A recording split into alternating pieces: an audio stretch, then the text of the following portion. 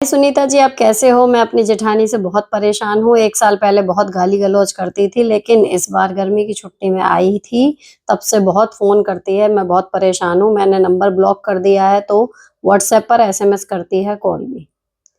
देखो, हो सकता है ना कि उनको अपनी गलती का रियलाइज़ेशन हो गया हो और एट द एंड वो अपने परिवार के रिश्तों को जोड़ना चाह रही हों। अगर वो अपनी तरफ से पहल कर रही हैं और अब जब वो कॉल या करती हैं, तो वो उसमें गालियाँ ऑब्वियसली वो नहीं दे रही हैं। तो अगर वो ठीक से बात करती हैं, तो मेरी सलाह तो यही है कि आप भी अपनी तरफ से एक कदम बढ़ाएँ। ठीक से बात कर रही हैं, तो कर लें।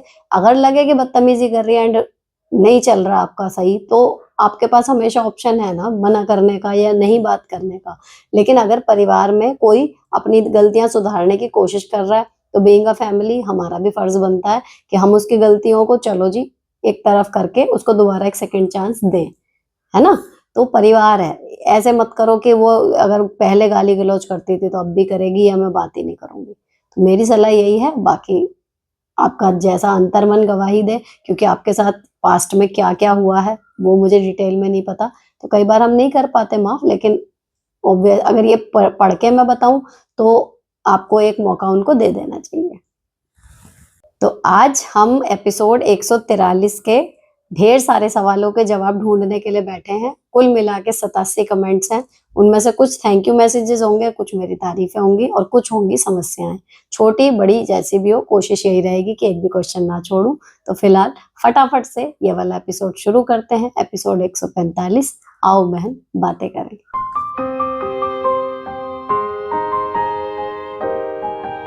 करवा चौथ पर आप इतनी अच्छी लग रही थी, आप अपने फेशियल और ब्लीच वाला रूटीन भी शेयर किया कीजिए व्लॉग वाले चैनल पर। तो देखो, जो व्लॉग वाले चैनल पर रेगुलर जुड़े हुए हैं, उन्हें पता है कि मैंने ब्लीच या फेशियल कुछ किया ही नहीं था। अगर करती तो ऑब्वियसली आप लोगों के साथ शेयर ज़रूर करती। इसीलिए मैं हमेशा आपको क्योर स्किन ऐप रिकमेंड करती हूँ, क्योंकि अगर आपका सुपर बिजी शेड्यूल है या फिर आप कहीं भी किसी स्पेशल ओकेजन पे जाने से पहले 2-3 घंटे नहीं खर्च कर सकते ब्लीच, फेशियल या एक्स्ट्रा कुछ स्किन को करने के लिए ताकि वो ठीक दिखे, उससे बेटर ये होता है कि आपकी स्किन डेली में ही इतनी प्रेजेंटेबल और इतनी ठीक लगे कि अपना सिंपल सा मेकअप किया and you are good to go. और ऐसा भी नहीं लगे आपको कि आप कम तैयार हुए हैं, आप सुंदर दिखो, है ना? तो उसके लिए आपकी बहुत मदद कर देगी cure skin app. Cure skin app एक कस्टमाइज्ड स्किन केयर ऐप है जो स्किन और बालों दोनों के लिए ही ट्रीटमेंट प्रोवाइड कराती है, लेकिन मुझे केवल स्किन की प्रॉब्लम थी, सो मैंने स्किन केयर चूज़ करा। आप अपने घर के कंफर्ट में डर्मेटोलॉजिस्ट से बात कर सकते हैं चैट के थ्रू, और कॉल भी कर सकते हैं इवन। आपके फेस की एक फ्रंट फ़ोटो, 2 साइड फ़ोटो जाएंगी इस ऐप में, वो एनालाइज करेंगे डॉक्टर उनको, और जो भी आपकी स्किन में प्रॉब्लम होगी उसके अनुसार आपको personalised skin care product recommend कर दिए जाएंगे। आप उनको ऑर्डर करेंगे, 2-3 दिन में आपको किट रिसीव हो जाएगी, और जब किट आएगी तो उसके साथ सारी इंस्ट्रक्शन भी आएंगी कौन सा प्रोडक्ट कैसे कैसे यूज़ करना है। स्किन केयर के प्रोडक्ट्स के साथ ही आपको मिल जाता है डर्मेटोलॉजिस्ट द्वारा तैयार किया गया फ्री डाइट प्लान। इसके अलावा मंथली फॉलोअप्स भी, सब कुछ फ्री है। केवल आपको देने हैं प्रोडक्ट के पैसे, वो भी उतने ज़्यादा नहीं है। रेगुलर किट 1700 रुपये की है, और अगर आपको जल्दी रिजल्ट चाहिए तो उसके लिए इनकी एक किट है 2200 रुपये की। यहाँ पर जितने भी लोग देख रहे हैं, जो स्क्रीन पर कूपन कोड फ्लैश हो रहा है सुनीता 100, अगर आप वो अप्लाई करोगे तो आपकी किट की वैल्यू और 100 रुपये कम हो जाएगी, आपको 100 रुपये का डिस्काउंट मिलेगा। क्योर स्किन ऐप का डाउनलोड लिंक पिंड कमेंट में भी आपको मिल जाएगा और डिस्क्रिप्शन में भी। तो हेल्दी स्किन के लिए please do check out. Next, मेरे बेटे का एडमिशन पिछले साल एलकेजी में कराया था। फाइनल एग्जाम के बाद प्रिंसिपल ने एलकेजी रिपीट करने को कहा, पर हमने नहीं कराया। इस बार भी यूकेजी के हाफ ईयरली एग्जाम के बाद रिपोर्ट कार्ड नहीं दिया और बोले कि हमने कहा था एलकेजी रिपीट करने दो और आपने नहीं कराया, तो अब हम रिपोर्ट कार्ड नहीं देंगे, और बहुत मिसबिहेव किया मेरे साथ प्रिंसिपल और स्टाफ ने। मैं पूरे रास्ते स्कूल से घर तक रोते हुए आई। ये प्राइवेट स्कूल है 1 से 8 तक, और स्टाफ पूरा नॉन बीएड डीएलएड है। क्या मुझे कंप्लेंट करनी चाहिए? कंप्लेंट तो आपकी मर्जी है, खैर मैं उतना आगे तक कभी गई नहीं हूँ कि करेंगे तो कहाँ करेंगे और उसकी कितनी सुनवाई होगी। लेकिन एक बात है कि जब हमें लग रहा है कि हमारी मर्जी के खिलाफ स्कूल वाले हमें अप्रोच कर रहे हैं और हमें लग रहा है कि वो बिल्कुल नाजायज है उनकी बात, हम नहीं मान रहे। हमें ये भी दिख रहा है उनका स्टाफ एजुकेटेड नहीं है उस हिसाब का, है ना? तो हमें उसी क्षण डिसीजन ले लेना चाहिए था। तो जब आपका बेटा पिछले साल था ना, आपको कायदे में तभी विड्रॉल कर लेना चाहिए था कि भाई हम तो इसमें पढ़ा ही नहीं रहे। स्कूलों की कमी है नहीं कहीं पर भी, ठीक है? तो अब जो हो गया ऐसा है, अगर कोई जेन्युइन अब भी स्कूल आपको मिल जाएगा, तो एलकेजी यूकेजी की इतनी बड़ी बात नहीं होती। कोई ईमानदार समझदार स्कूल वाला मिलेगा तो वो अब भी आपके बच्चे का फर्स्ट में एडमिशन ले लेगा बिना उस रिपोर्ट कार्ड के भी, है ना। तो बजाय आप उनसे सिर मारने के या उनके साथ और क्लैश बढ़ाने के, मेरा हिसाब तो ये है कि दूसरे किसी स्कूल में समझदार से में जिसकी रेपुटेशन अच्छी हो, जहाँ आपके जानकारी के कुछ बच्चे पढ़ रहे हो। देखो स्कूल और डॉक्टर ये सलाहों पर ही चलते हैं। जहाँ हमारे आसपास का कोई पढ़ रहा है ना, या हमारे आसपास का कोई इलाज करा रहा है, आदमी वहीं जाता है भरोसे के साथ। तो ऐसी किसी जगह दूसरा स्कूल ट्राई करो, कुछ फर्क नहीं पड़ने वाला। आप अपना मेंटल स्ट्रेस बढ़ाओगे, उनका दुकान है चलाएंगे वो, ठीक है। तो मेरी सलाह तो ये है। नेक्स्ट दी, अगर हस्बैंड गाली देते हो, डिसरिस्पेक्ट करते हो, वर्किंग हूँ, अर्निंग भी करती हूँ, सारे हाउस होल्ड चोर्स भी करती हूँ, तो कैसे फेस करूँ ये इंसल्ट। कुछ फेस नहीं करना है, सिंपल मना करना है कि मैं ये नहीं लूंगी, है ना। सिंपल यही कहना होता है कि मैं नहीं लूंगी गाली। मैं अपने स्कूल के बच्चों को भी यही सिखाती हूँ। वो कहते हैं मैम जी गाली दे रहे हैं, मैम जी गाली दे रहे हैं। तो मैं हमेशा यही कहती हूँ कि अच्छा लो ये पेन पकड़ो, और अगर उसने नहीं पकड़ा तो मैं कहती हूँ देखो अब तुमने पेन नहीं पकड़ा, पेन किसके पास है, मेरे पास। तो यही बोल दो कि तो अच्छा गाली दे रहे थे, मैंने तो ली नहीं। तो ये तो हुई देखो बच्चों की बात, है ना, कि उन्हें समझाना कि हमारी मर्जी है, हम गाली ले ना ले।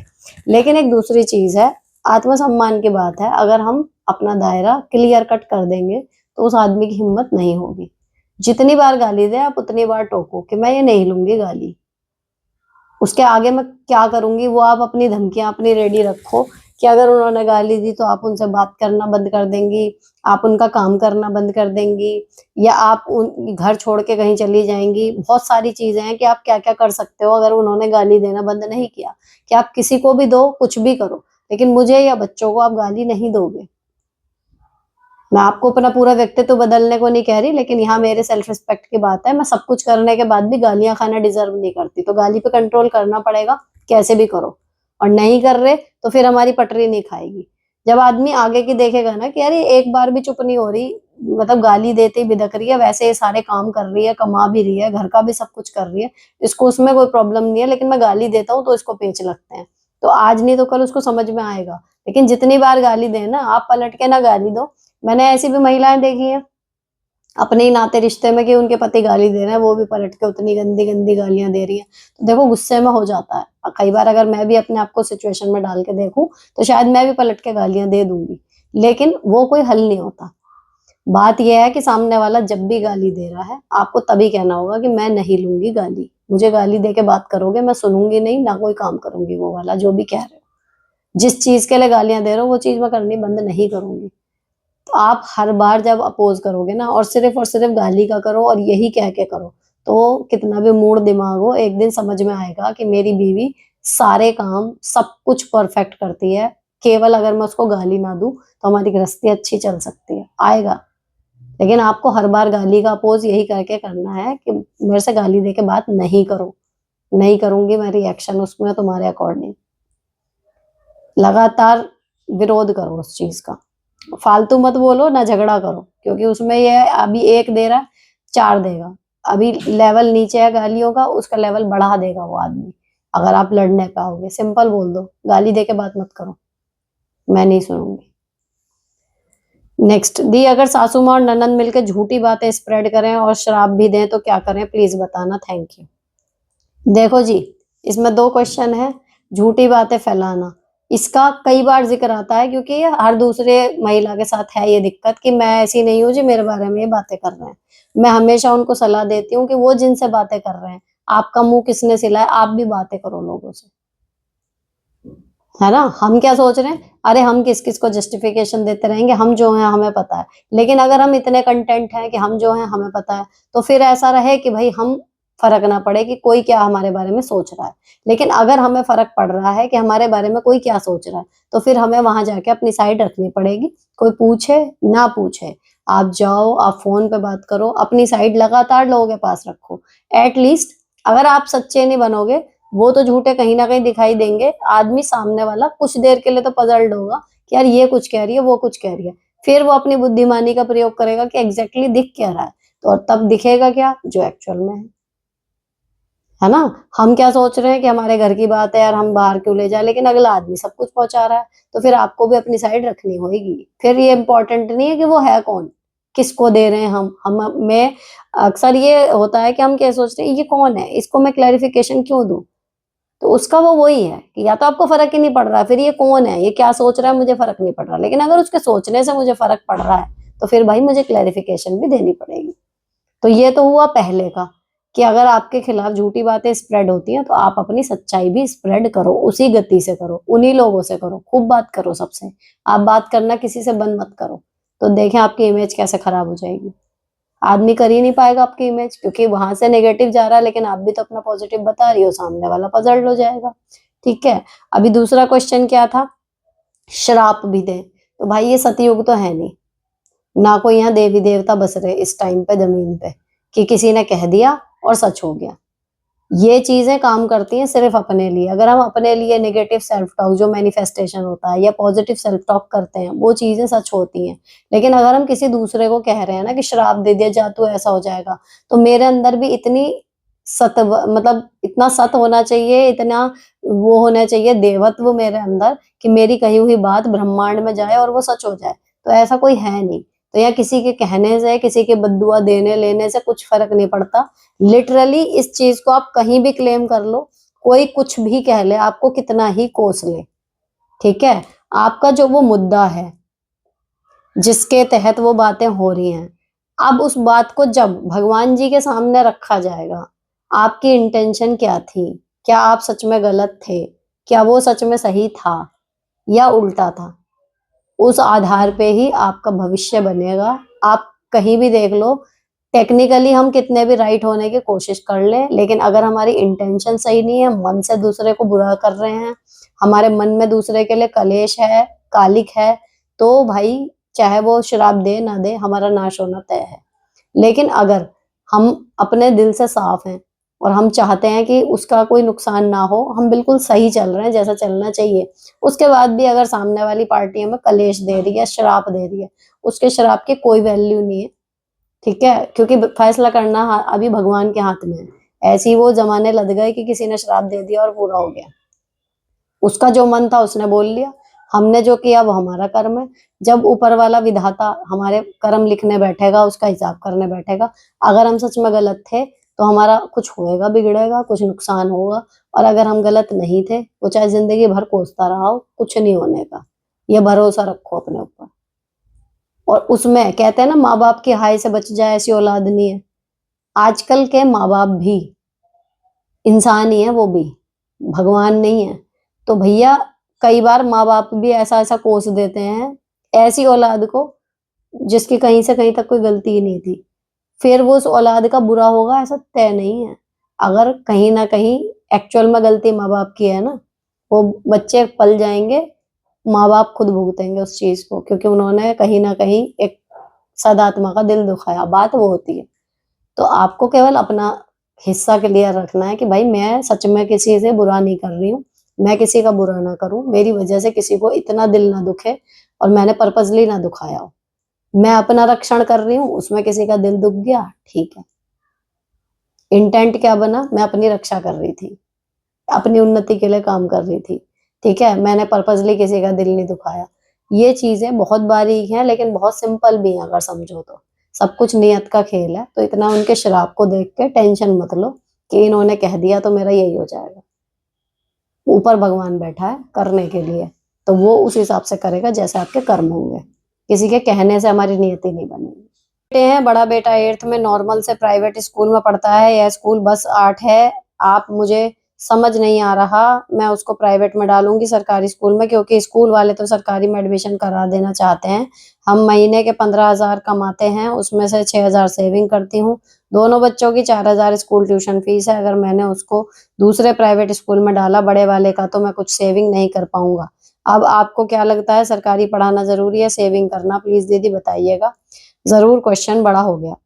देखो, अगर आपकी गुंजाइश नहीं है और आपका बच्चा अभी तक सही से पढ़ रहा था, तो ऐसा नहीं है। सरकारी कॉलेज भी जो होते हैं 8th से आगे के, उनमें पढ़ाई होती है और वहां के बच्चे भी सक्सीड होते हैं। आपका सोचना बिल्कुल ठीक है, क्योंकि सेविंग भी आप बच्चों के लिए ही कर रहे हो और काम आएगी। तो गारंटी नहीं होती कि प्राइवेट स्कूल में पढ़ेगा तो वो ज्यादा अच्छी नौकरी भी उसको मिल ही जाएगी और सरकारी में पढ़ेगा तो नहीं मिलेगी। अगर आपका बच्चा कुशल है पढ़ाई में, मेहनत कर रहा है, तो वो सरकारी में पढ़ के भी कंपटीशन क्रैक कर लेगा। तो सरकारी में करा दो जिस हिसाब का आपका बजट है। नेक्स्ट, हेलो दीदी, मैं रितु दिल्ली से। पिछले आओ बहन बातें करे के ब्लॉग में मैंने आपसे क्वेश्चन किया था, आपने जवाब नहीं दिया। मुझे तो पिछली बार का याद है, मैंने एक भी मैसेज नहीं छोड़ा। कैसे छूट गया, आई एम सॉरी, लेकिन नहीं छोड़ा था मैंने, लाइन से पढ़ती जा रही थी। नेक्स्ट, दीदी जो आप सास और पति के साथ बैठने वाली बात बोल रहे हो, मेरी सास तो मैसेजेस और फोन पे भड़काती है, और जब होम टाउन जाते हैं तो मेरी सास हर दिन मेरे हस्बैंड को लेके बाहर घूमने चली जाती है, काम वो काम, यहाँ तक कि नेक्स्ट मॉर्निंग निकलना था वापस, फिर भी रात को लेके निकल गई। तो मेरे हस्बैंड बोलते भी हैं कि तुम ले आना सामान, तो मैंने कि मम्मी पापा जी के साथ चली जाएं, आपके साथ जाना जरूरी है, रोज तो जा रहे हो। बाकी जब हम वापिस आते हैं तो हस्बैंड हमारे साथ कहीं नहीं जाते कि थक गया हूँ, नींद आ रही है। देखो ये थोड़ा सा मुश्किल है जब फोन पे वो भड़का रही हो, है ना, तब भी आप लेकिन ये कर सकते हो कि अरे मम्मी जी का फोन आया, स्पीकर पे कर लो ना। अब अगर वो कहें कि क्यों, तो तब भी यही बोलो कि नहीं मुझे सुनना है। आप ऐसा क्या कह रहे हो जो मुझे नहीं सुनाने में ज्यादा आपका फायदा होगा। आपकी बातें हैं, मुझे सुननी है, मेरे से वो इतनी लंबी बात नहीं करती, मेरा भी मन करता है उनसे बात करने का।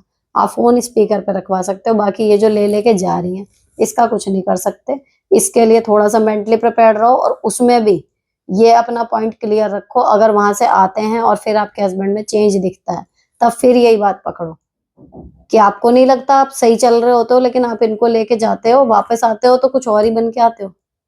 क्यों होता है ये, मैं आपको रोक नहीं रही, कुछ नहीं कर रही, लेकिन वहां से आते हो मेरे ऊपर बरस जाते हो।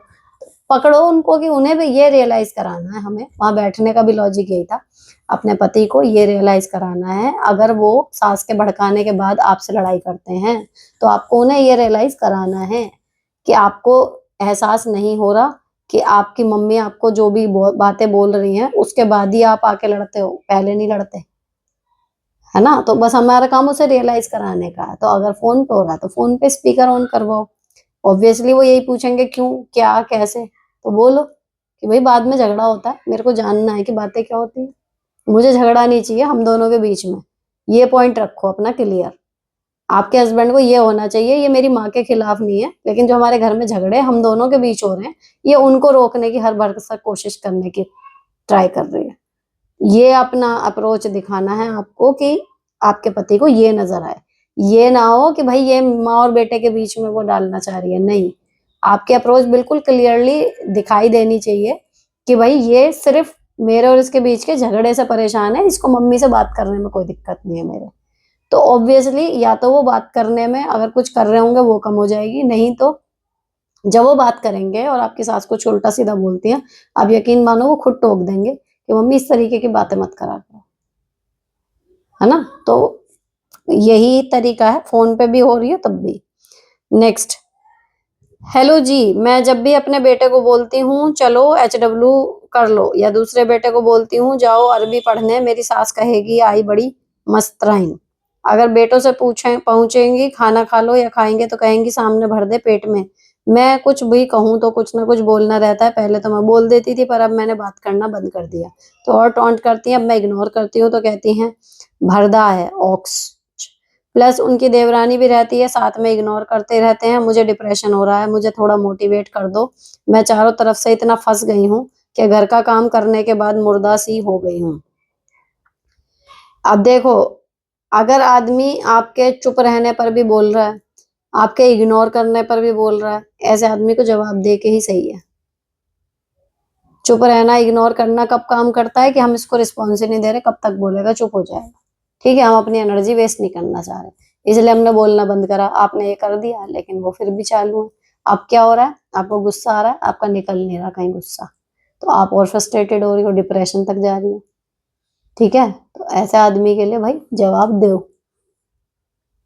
जब वो बोले ना कि बड़ी आई मास्टर आई, तो आपके पति कितने पढ़े हुए होंगे वो पता करो कि हाँ आपके बच्चे कितने पढ़े हुए हैं, या हाँ इनके लायक तो मैं मास्टर नहीं बनी सकती हूँ, इतना तो मुझे आता ही है, या इन्हें मैं नहीं बोलूंगी पढ़ने के लिए तो कौन बोलेगा, या तो आप बोलो बड़े होने के नाते। तो जो भी आपको सही जवाब लगे, अगर आदमी चुप रहने के बाद भी आपको पिन मारना बंद नहीं करता तो फिर उसका इलाज है जवाब दो। नेक्स्ट, मैम मैं एक प्राइवेट स्कूल में टीचर हूँ, मेरी शादी को 13 साल हो गए हैं, 3 बच्चे हैं, ससुर जी हैं, टीचिंग तो मैं 2 साल से कर रही हूँ। पर मैं शुरू से ही घर में कुछ ना कुछ करती आई हूँ। मेरे हस्बैंड वैसे तो बहुत अच्छे हैं, पर उनकी घर में हर चीज़ को लेकर रोकने-टोकने की आदत है। मैं उनका हर हाल में साथ देती हूँ, गरीबी में भी, पर उनकी इस आदत की वजह से हमारी बहुत लड़ाई होती है। वो घर के हर काम में बोलते हैं। क्या करूँ, अपने ससुराल में भी चाची-सासों का कहा, तो वो उनकी ही गलती बताती हैं, मैं उनकी आदत कैसे सुधारूँ? अरे, अगर वो बोलते हैं ना, आपके हस्बैंड जिस चीज़ को भी बोल रहे हैं, तो उन चीज़ों को सुधार के अप्लाई करना शुरू कर दो। कुछ को इग्नोर कर दो, मतलब ऐसा क्या ही बोलते होंगे? मान लो आप बना रही हो या खा रही हो कुछ, कुछ क्लीनिंग में बोल रहे होंगे, ये वो। तो अगर वो ठीक हैं चीज़ें, तो ठीक है, कर लो। नहीं तो फिर उनकी बातों को बिल्कुल अनसुना करके अपने तरीके से करो, जब वो बेस्ट होगा, तो अपने आप फिर उनका मुँह बंद होएगा। लेकिन देखो, सास के टिड़-टिड़ का तो ये है कि भई आपने ईयरफ़ोन लगा लिया, काम कर लिया कि ठीक है। अब पति का क्या करोगे? है ना? तो ये है कि उनके हिसाब से थोड़ा-सा कर लो और थोड़ा-सा इग्नोर कर दो, तो बीच का सा रास्ता एक निकल आएगा, है ना? या फिर अगर इतनी दबंगई है, जब आदमी हर चीज़ में टोकता है ना, मेरा पैटर्न तो वो रहता है कि ले कर ले, तू ही कर ले, हम कर ही ना रहे। एक्चुअल में मेरा पैटर्न यही रहता है। अगर कोई मुझे हर चीज़ में टोकेगा ना, ये ऐसे, ऐसे, ऐसे, ये रखी तेरी धर्मशाला, खुद कर ले। चाहे वो किचन का हो, चाहे वो स्कूल का हो, चाहे वो कुछ हो। मुझे एक बार काम बता दो कि क्या है, कैसे है। मुझे लगेगा मुझे नहीं आ रहा, मुझे पूछने में शर्म नहीं है, मैं पूछ लूँगी। खुद कह देती हूँ कि भैया खड़े हो जाओ, मेरे को नहीं है इतना आइडिया, तुम लोग खड़े हो जाओ, या जो भी बड़ा है घर में, कि बताते रहना, तो ठीक है। लेकिन एक आदमी है कि भाई मैं कुछ भी कर रही हूँ, उसमें पीछे-पीछे फिरेगा या कुछ करेगा ना, तो फिर चाहे घर का बड़ा होता था या स्कूल में या कुछ भी, जो मुझे हर चीज़ पे टोको, टोको, टोको करता रहता है, तो मैं रख देती हूँ कि भई ये रखा, आप खुद कर लो, हमसे ना हो पाएगा। तो अगर ये कर सकते हो तो ये करो, जब हर चीज़ में टोक रहे हैं कि अजी आप ही कर लो, हमसे तो हो ही नहीं पा रहा, सीख ही नहीं पा रहे हम, इतने साल हो गए, एक्सपर्टाइज़ नहीं आ रही आपके अकॉर्डिंग, कर लो, खुद करो, मैं नहीं टोकूँगी, आप तो आप हो सर्वज्ञाता। ये थोड़ा-सा रेबेल है, लेकिन एक बार में दिमाग ना खुल जाता है सामने वाले का कि भैया इसको टोकना मतलब सारा मेरे ऊपर ही पड़ेगा।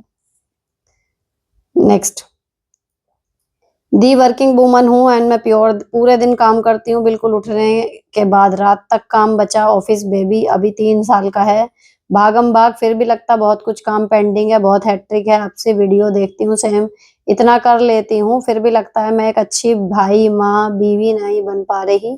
कैसे मैं हर फील्ड में परफेक्ट रहूँ? My husband also teacher, he is nice but I am not satisfied with my self. मुझे लगता है कोई कुछ कह ना दे, सुना ना दे।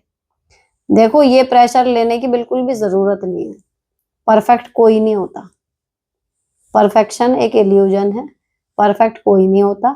अगर आप जॉब पे जा रहे हो, आपको घर में थोड़ा बहुत काम में एडजस्ट करना पड़ेगा। अगर आप घर में रह रहे हो, आपको कहीं न कहीं अपने खर्चों के लिए थोड़ा-सा मुँह देखना पड़ेगा। अगर आप सबको सब कुछ करके दे रहे हो, ऑब्वियसली आपको अपने लिए टाइम नहीं मिलेगा। अगर आप अपने लिए थोड़ा-सा टाइम सोचते हो, तो ऑब्वियसली आपको कहीं न कहीं और लोगों को जो अननेसेसरी काम है, उसके लिए मना करना पड़ेगा। ठीक है? अब अच्छा भाई, अच्छी बीवी, अच्छी माँ, देखो ये कोई क्राइटेरिया नहीं होता।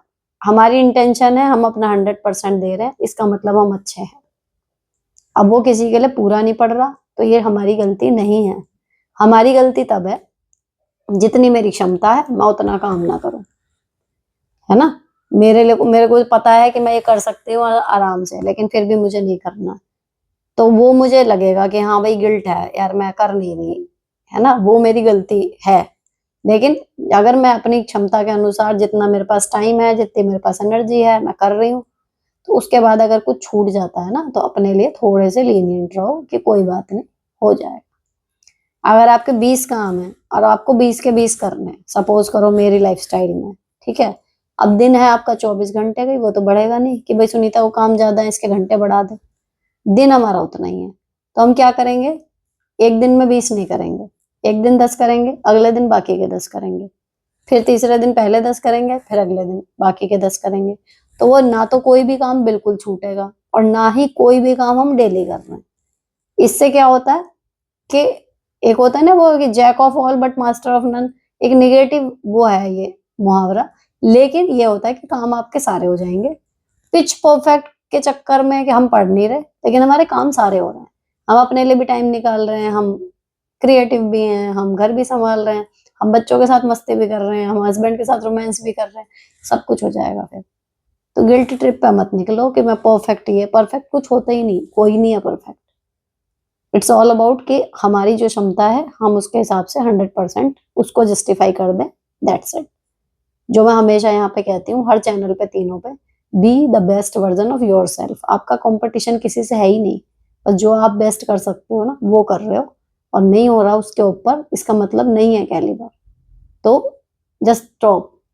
अपने आप को भी, जैसे हम दूसरों को एडजस्ट करते हैं ना कि भाई जो है जैसा यही है, तो हमारी बॉडी और माइंड भी है, जो है जैसा है यही है, इससे हम जितना कर सकते हैं कर रहे हैं। तो अपने लिए संतुष्ट रहो। जब आप ही अपने लिए संतुष्ट नहीं रहोगे ना, दूसरे भी फिर आपको बातें सुनाएंगे और आप और डूब जाओगे कि हाँ, क्योंकि आप पहले से खुद को कोस रहे हो। तो जस्ट चिल। नेक्स्ट, दीदी मेरी बहन छोटी है, उसके 4 साल के बेटे का एक्सीडेंट हो गया और खत्म हो गया, बहुत परेशान हूँ, बहुत रो रही है, मैं उसे कैसे समझाऊं, मुझे समझ में नहीं आ रहा। कुछ भी समझाओगे उसको नहीं समझ में आएगा भाई।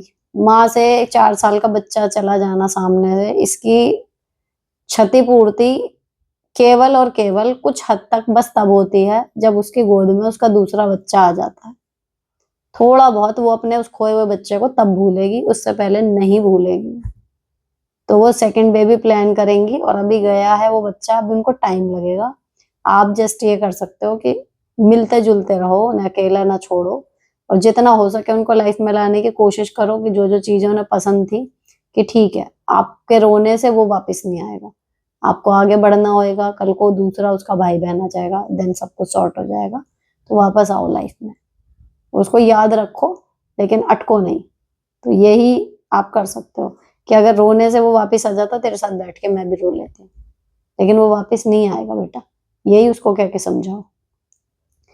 नेक्स्ट, आप रिप्लाई नहीं कर रही हैं, बट सीरियसली मैं बहुत टेंशन में हूँ। फादर की डेथ हुई है, किसी को कुछ कह नहीं सकती, बट मेरी सास परेशान करती है, सब करती हूँ फिर भी दिखाती है, कुछ नहीं करती, मेरा पूरा दिन पास रहती है, मुझे नहीं कहती, बीमार हो तब अपने बच्चे को कॉल करती है, ना कोई बताया कहाँ जाते हैं कहाँ नहीं।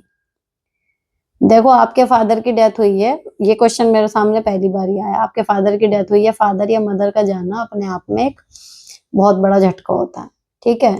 अब उसके टाइम पे गलीच लोग होते हैं जो उसको उसके हाल पे छोड़ दें, एटलीस्ट इतना तो कर ही लेना चाहिए। नहीं, हम उसको सांत्वना तो दे नहीं रहे, उसको उसके हाल पे भी नहीं छोड़ रहे, हम उसमें पेंच लगा रहे हैं। तो भाई वो अपना लेवल गिरा रहे हैं, लेकिन आपकी स्थिति इतनी है। देखो, एक कंडीशन ऐसी होती है कि कोई अगर हमें गाली भी दे के जा रहा है ना, हमारा मन ही नहीं है उसको पलट के कुछ कहने का कि भाई तू जा, नहीं है एनर्जी इतनी कि तेरे साथ हम बातें करें, गाली वाली या गुस्सा भी दिखाएं। वो कहे तू ये है, हाँ ठीक है, हमें तू जा यहाँ से। तो माँ बाप के जाने वाली जो कंडीशन होती है ना, वो इस तरीके की होती है कि किसी को कुछ कहने का मन ही नहीं करता, ना अच्छा ना बुरा। तो अगर वो अपना स्तर गिरा भी रही है ना, आप अपना स्तर मेंटेन रखो, अपने आप को टाइम दो, फिलहाल आपको रिकवरी करनी है अपने दुख से। तो वो क्या कह रही है ना, सच में इग्नोर करो। और ये चीज आप कितना भी अलग हो जाओ, आपको याद रहेगी कि जब मेरे बाप गया था या जब मेरी माँ गई थी, जिसके साथ भी ऐसा होता है कि मेरे ससुराल वालों ने कैसा बिहेव किया था, उनको हमेशा याद रहता है, तो आपको भी रहेगा, है ना। तो ये टाइम है, निकल जाएगा। लेकिन मतलब गलती पे वो है, वो अपनी गलती मानेंगे नहीं कभी भी, और ना आपको मनवानी है। जस्ट ये है कि एक टाइम है और निकल जाएगा, ये सोच के रखो। और ज्यादा टेंशन लो नहीं, क्योंकि देखो अभी जो बच्चे की बात आई थी वही फादर की मैं बताऊंगी। आप कितना भी रो लो, कितना भी लाइफ अपने ट्रैक से उतार लो, जो चला गया वो वापस नहीं आता। अब मेन यही है कि अगर आपके पिताजी आपको कहीं से देख रहे होंगे, तो जब वो देखेंगे कि उनके जाने के बाद उनकी संतान इतनी परेशान है कि वो ढंग से जी भी नहीं पा रही, अगर वो कहीं से आपको देख रहे हैं तो सोच के देखो उनको कैसा लगे, है ना। तो भाई लाइफ में वापस आओ। और जो पेरेंट्स हमारे चले गए ना, अब सपोज करो मेरे मम्मी पापा नहीं है, है ना, लेकिन आपने कभी देखा नहीं होगा अभी तो, क्योंकि मैं कई साल रोई, अब मैं आपको बैठ के यहाँ पे समझा रही हूँ, मैं भी आपको समझ में आ जाए, लेकिन मुझे इस तरीके से कोई समझाने वाला भी नहीं था। तो मेरे को तो इतने साल लग गए उस चीज से बाहर निकलने में, अपनी माँ के जाने का जो सारा कुछ हुआ था ना कि वो कैसे बीमार हुई, कैसे गईं, उसके बाद मेरे ससुराल में क्या चल रहा था, फिर मैं उनके अंत्येष्टि वगैरह में किस तरीके, वो चीज़ें इतनी लंबी हैं कि मैं अभी भी बात कर रही हूँ ना तो शायद मेरा गला भर्राने लगेगा अगर मैं पूरी बात करूँ, ठीक है? लेकिन क्या इतने साल बाद अभी क्या समझ में आ गया है कि अपने भगवान जी के पास जो पेरेंट्स गए हैं, उनको याद करो। लेकिन ऐसे जैसे हम अपने मैके में बैठे हुए पेरेंट्स को याद करते हैं। शादी के बाद हम साथ तो वैसे भी नहीं रह रहे थे, ठीक है? तो उनको याद करो लेकिन रो नहीं। क्योंकि कहीं से भी अगर वो एनर्जी है ब्रह्मांड में और वो आपको देख रहे हैं, तो ऑब्वियसली किसी माँ-बाप को अच्छा लगेगा कि मेरे जाने के बाद मेरा बच्चा जी नहीं पाया। तो हमें उनके लिए ही ठीक रहना है, सही रहना है। और दूसरी चीज़ कि आपको उनकी याद आए, कुछ भी आए, भगवान जी बैठे हैं, अगर वो भगवान जी के पास हैं, मैं तो नारायण से कह देती हूँ, मम्मी को ये कह देना, माता रानी से कह देती हूँ, एक अपने मन का समझाना है। जो भी चीज़ आपको समझ में आए और जो आपको वापस जीवन में ला सके, उस चीज़ को अप्लाई कर लो। रही बात इसकी कि जो लोग इस टाइम पे अच्छे से बिहेव नहीं कर रहे, ये इनके कर्म हैं, इनके आगे आएँगे। इसमें आपको कुछ करने की ज़रूरत नहीं है। नेक्स्ट, नमस्ते दी, मेरी बड़ी बहन मायके में ही रहती है। मैं मायके साल में 1 ही बार जाती हूँ, पर फिर भी वो मुझे बहुत लड़ाई करती है। पूरे घर पे अब कब्ज़ा किया है, भाई से लड़ाई करवाती है, भड़काती है मेरे खिलाफ, मैं क्या करूँ? मुझे लगता है कि उनको ये लगता होगा कि प्रॉपर्टी वाला वो चक्कर, है ना? तो कोई बात नहीं, आपको साल में 1 बार जाना है। किसी दिन बातों-बातों में ये तो कह ही दो कि भैया साल में 1 बार आती हूँ, दीदी आप मुझे चैन से रहने नहीं देती। ज़्यादा पलटो मत उसको बातें, मतलब नहीं करो उससे फालतू, क्योंकि अगर प्रॉपर्टी का चक्कर है तो ले ले बहन तू। आपके पास अपने ससुराल में होगा ना अपना अपने पति का। तो मुझे ना तरस आता है ऐसे लोगों पे, जो माता-पिता की प्रॉपर्टी के चक्कर में इतने इनसिक्योर होते हैं कि कहीं दूसरा भाई या बहन आके इनसे ढंग से बात कर लेगा, उस वो ना ले जाए, ये जितना है सब मेरे पास आ जाए। है ना? तो एक कितनी उधेड़-बुन उस बंदे के दिमाग में चल रही होती है, मेरे को तरस आता है ऐसे लोगों पे, गुस्सा नहीं आता। तो मैं ग्रेटफुल होती हूँ उस टाइम पे भगवान की कि ठीक है, आप भी प्रार्थना ये करो कि ईश्वर आपको इस लायक बनाए कि जिस प्रॉपर्टी के पीछे आपकी बहन अपनी सगी बहन का इस तरीके का दिल दुखा रही है ना, उससे 2 गुनी, 4 गुनी प्रॉपर्टी आप अपने गट्टों की कमाई से बना लो और दे दो। दिल खोल के है, नहीं है आज भी, लेकिन बोल दो। ये मैं अपना प्रत्यक्ष वो बता रही हूँ क्योंकि जब हाथ में कुछ भी नहीं था ना, मैंने तब भी ये चीज़ कह दी, भाई तू खुश रह, अपनी चीज़ें ले, मुझे कुछ नहीं चाहिए उसमें से, मैं कोई क्लेम नहीं कर रही, ना मैके में, ना ससुराल में। तुम अपने प्रॉपर्टी लो, खुश रहो। अगर मेरे या मेरे बच्चों के नसीब में होगा, भगवान कमवा देगा, मेरे हाथों से कमवा देगा। है ना? तो ये चीज़ उस टाइम बोली जब मेरे पास कुछ भी नहीं था। खाली हाथ खड़ी हुई थी, नौकरी थी लेकिन जमा पूँजी कुछ नहीं थी। लेकिन ऊपर वाला ना सुनता है ऐसी चीज़ें। तो आप भी, अगर आपकी बहन एक नीच उस पे जा रही है प्रॉपर्टी के लिए या कुछ भी, वो खून के रिश्तों को एक किनारे कर रही है और आप साल में 1 बार जा रही हो, जब भी कलेश कर रही है, तो बस आप दया करके, बड़ी बन के उसको ये कर दो कि दीदी मैं कुछ नहीं माँग रही, आप तसल्ली रखो, ये सब जितना है आपको जो चाहिए आपका ही है, मैं कभी नहीं आऊँगी कुछ भी माँगने, लेकिन अगर हो सके तो साल में जब मैं 1 बार आती हूँ मेरे साथ अच्छे से रह लिया करो, पीहर चाहिए मुझे आने-जाने के लिए, मेरे रिश्ते चाहिए, है ना? तो आप ये जिस दिन 2 टूक कह दोगी ना, मेबी ये बात एक तरफ हो जाएगी, क्लियर कर दो कि मुझे कुछ नहीं चाहिए यहाँ से, तो मेरे को देख के यहाँ पे कलेश ना मचाया करो। नमस्ते दी, मेरी सास और मेरी ननद डिवोर्सी हैं, वो घर ही रहती हैं, जब भी झगड़ा होता है एक ही टीम में रहती हैं दोनों, मैं बहू हूँ, मुझे हमेशा अलग रखती हैं, मुझे कुछ नहीं समझती, मुझे बहुत परेशान करती हैं दोनों मिलके, मैं क्या करूँ? भाई ऐसा है, अपने अंदर इतने गट्स रखो कि 2 क्या सामने 4 भी आ जाएँ, अपन अकेले ही काफ़ी हैं। अगर सामने वाले टीम अप हो रहे हैं हमारे अगेंस्ट, इसका मतलब हम ऑलरेडी स्ट्रॉन्ग हैं। अगर आपकी कोई साइड नहीं लेता, आप खुद अपनी साइड लो, मैं हमेशा यही कहती हूँ। इतने स्ट्रॉन्ग बनो, यहाँ से, यहाँ से, यहाँ से, कि आपको कोई तोड़ ना सके। सॉफ्ट इतने रहो कि जो प्यार से आपके साथ बात करे, आपके साथ ढंग से रहे, उसके लिए अपना दिल निकाल के रख दो। जैसे स्पेशली वो रहते हैं ना, सनी पाजी पिक्चरों में, मेरे को हमेशा वो बड़ा इंस्पायर करते हैं कि उनके अंदर इतनी ताकत है, वो किसी की भी बैंड बजा देते हैं जो कैरेक्टर प्ले करते हैं। लेकिन सॉफ्ट इतने हैं कि जब वो किसी महिला के साथ हैं, अपनी बीवी के साथ है, अपने बच्चों के साथ है, अपनी माँ के साथ है, वो इतने सॉफ्ट हार्टेड ये वो। तो सेम कैरेक्टर आप चाहे डील डॉल में कैसे भी हो, आपको भी ये है कि भाई कोई अगर आगे से लड़ने के लिए आ रहा है तो बैंड बजाने की ताकत आपके अंदर होनी चाहिए, दिमाग से, मुंह से, दिल से। लेकिन अगर कोई आपसे प्यार से रह रहा है तो आप बिल्कुल ऐसे हो जाओ कि आपसे बढ़िया आदमी कोई है ही नहीं, इतना दिल से निभाओ रिश्ता, ऐसी पर्सनैलिटी क्रिएट करो। अब अगर वो टीम अप होके कर रही है आपको परेशान, आपको किसने रोका है? अकेले ही काफी हो, तो जरूरत नहीं है किसी से परेशान होने की। जितनी बात इग्नोर कर सकते हो करो, जब लगे सिर से ऊपर पानी गया पलट के दो। नेक्स्ट, मैम मेरे बेटी अभी प्ले ग्रुप में है घर के पास के स्कूल में, और अब उसे दूसरे स्कूल में एडमिशन मिल गया है। नर्सरी में बस स्कूल दूर है, अच्छा है, बस यहाँ से दूर भेजने का मन नहीं। हम रेंट पे हैं तो एरिया भी छोड़ने का मन नहीं, क्या करूं? हस्बैंड से बात की बट सब तरफ से स्कूल अच्छा है, वो प्लीज सजेस्ट करो। और बेटी के सेफ्टी को लेकर सोचा था, हस्बैंड ने बोल दिया जो ज्यादा सोचता है उसी के साथ कुछ होता है, वो बात अच्छी नहीं लगी। देखो ये जो ज्यादा सोचता है उसी के साथ होता है ना, वो वही चीज है मैनिफेस्टेशन वाली, कि हम जब बार बार एक चीज करते हैं ना कि कहीं ये ना हो जाए, कहीं ये ना हो जाए।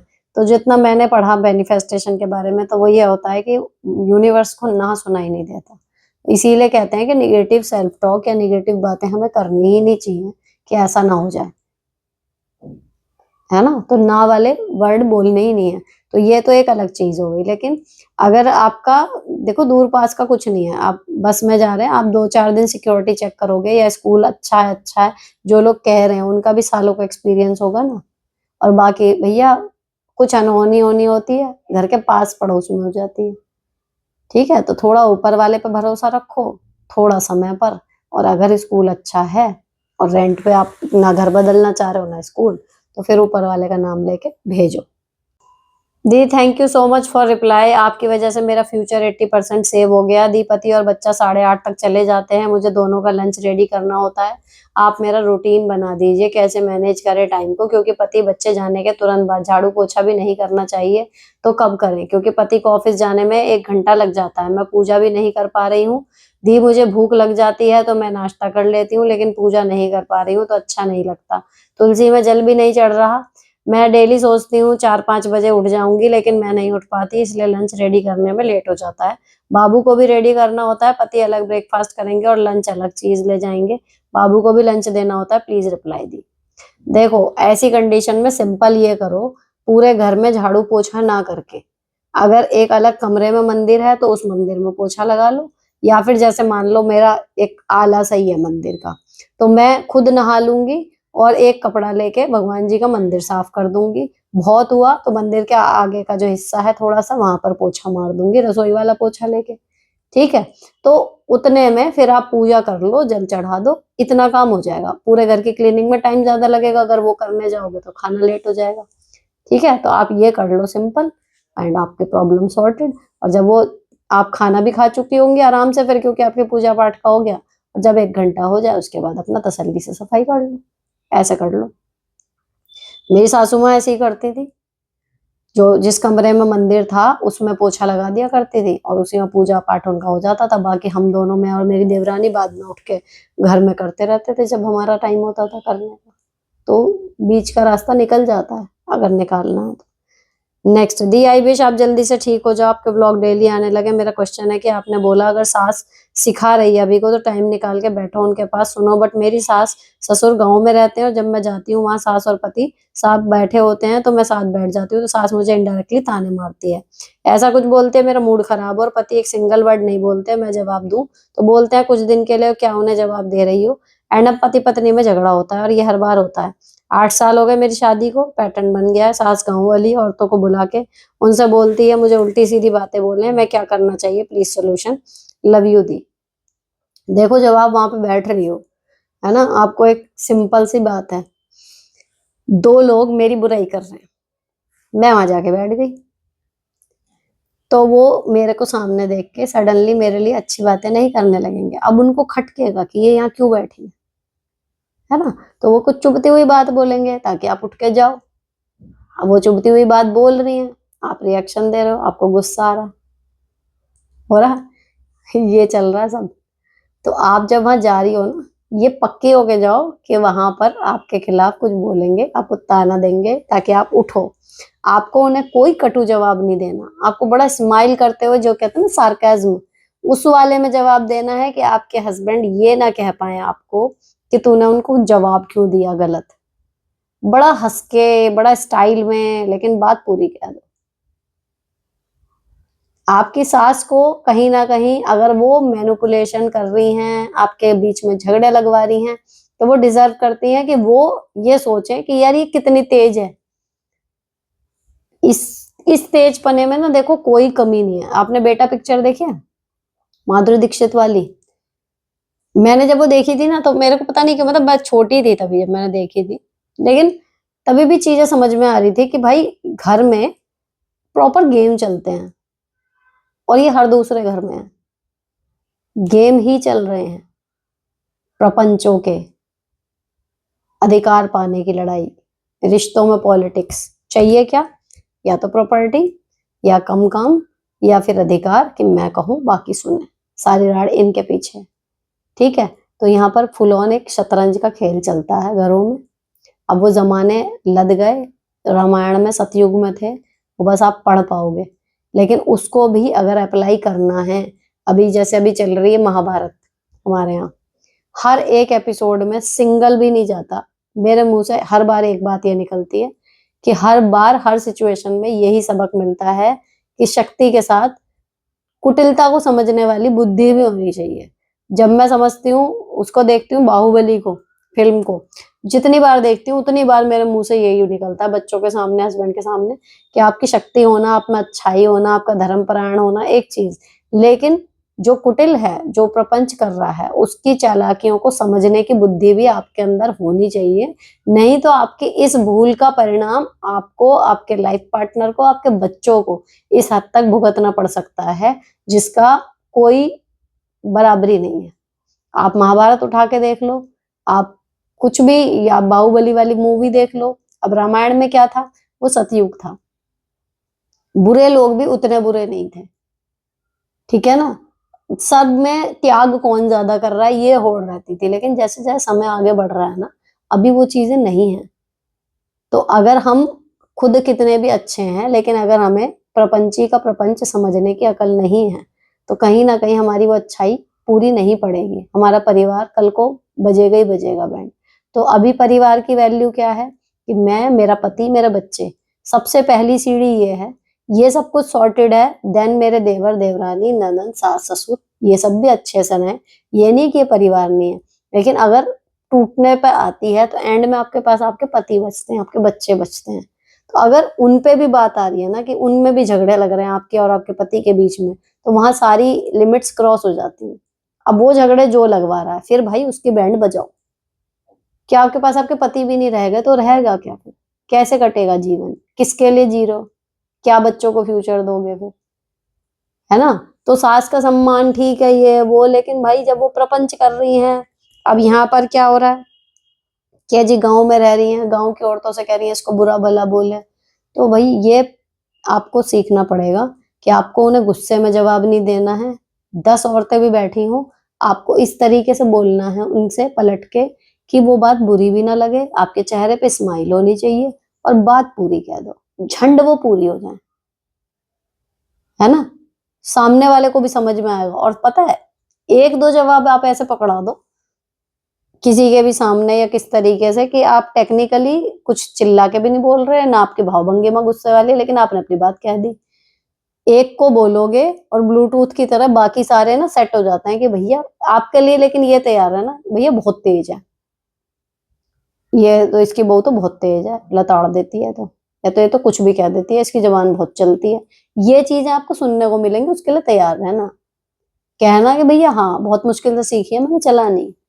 बोल तो कोई भी देता है, बातें करने आना भी तो चाहिए, बात तो यही है। ऐसा गालियां निकाल के या कुछ भी, हाँ जा मैं तो नहीं कर रही ये वो, जो मैं बिग बॉस में देखती हूँ, अपनी बात बोलनी सबको आती है, लेकिन तरीके से बोलना कि सामने वाला उसको टेक्निकली गलत ना बता सके, ये है बोलने की कला। ये सीखो और बजाओ फिर बैंड सबकी। देखें कैसे पति अलग रह जाएंगे और कैसे सास आप दोनों के बीच में झगड़े लगवाती है। कितने भी वहां से भरे हुए आ रहे हो आपके पति, अगर आपको बोलने की कला आती है, आपने सीख ली ढंग से, तो आप उनको कर लोगे वापस सही, है ना। तो भाई अलग अलग सिचुएशन में क्या सिचुएशन आएगी और आपको उसको कैसे जवाब देना है, ये धीरे धीरे प्रैक्टिस करो और अपने चेहरे पे विद स्माइल जवाब देने की आदत डालो, हंस के, फिर देखो मजे। नेक्स्ट, दी 6 मंथ के थे जब आरोही आराध्या, उस टाइम आप उनको खिलाना शुरू किया था। हमारे यहाँ कुछ वो नहीं होता अन्नप्राशन वगैरह, जब बच्चा खाने लगे हम तो तभी उसे खिलाने लगते हैं। तो बहुत छोटी थी तभी से खाने लगी थी, दांत आने से भी पहले थोड़ा थोड़ा टुंगाते रहते थे उनको। Next, hi the, thanks for advice my problem. जैसे कि पहले मैंने आपको बताया था कि मेरी नंद की बेटी पढ़ने के लिए मेरे घर रहने आई और वो भाग गई थी। अब मैंने नंद से कहा कि हॉस्टल में रखो बेटी को, तो वो कहती है मेरे भाई का घर होते हुए मैं उसे हॉस्टल क्यों रखूं, तुम ख्याल रखने को हो ना। तो मैं आगे कुछ नहीं बोल पाई, लेकिन प्रॉब्लम ये हो रही है कि मेरे पास मेरे ससुर को भेज दिया और अब एक रूम घर में 2 मंथ हो गए हैं, वो आई तब से सास ससुर आके रहने लगे हैं, लेकिन मुझे इतने लोगों का काम भी नहीं हो रहा है और कुछ कहती हूँ तो बोलते हैं ससुर क्या प्रॉब्लम है, हम क्या सिर पर बैठ रहे हैं, एक लड़की की वजह से सारी फैमिली गले पड़ गई, यहाँ मुझे एडजस्ट हो नहीं रहा, मैं खुद कैसे महसूस कर रही हूँ, व्हाट टू डू। अगर बोलूंगी बड़ा घर लेने के बाद सब साथ में रहेंगे तो गलत होगा क्या, और सबको मेरी हेल्प करने को बोलूं, क्या मैं गलत लगूंगी क्या, प्लीज बताइए, मैं घुट रही हूँ अकेली, सबका काम करके सब मजे में है।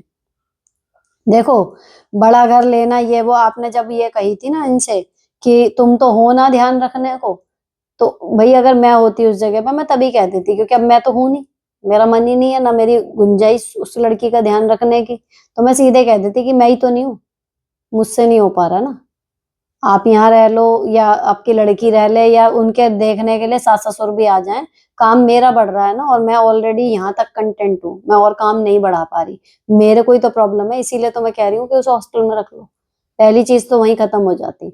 लेकिन अगर अब वो यहाँ रह भी रहे हैं ना, तो बजाय ये कि बड़ा घर लेंगे तब रहेंगे साथ ये वो, उसके बजाय आप सिंपल बोलो कि भाई लोग बढ़ गए हैं, थोड़ा काम बढ़, ये कर लो ये कर लो, आप बैठ के मीटिंग मत लो, लेकिन आप काम कर रहे हो चॉपिंग के लिए अपनी सास को दे दो, कुछ क्लीनिंग है उस लड़की को पकड़ा दो, आप काम डेजिग्नेट करना शुरू करो कि भाई ये काम तुम करो ये काम तुम करो, काम आपको ही करना है, चलाओ अपना हुक्म, है ना। और कोई कहे कि नहीं ये वो, तो सीधी बात बोलो कि भैया यही तो दिक्कत है, लोग ज्यादा हो गए काम करने को कोई राजी नहीं, मैं कहाँ तक करूंगी,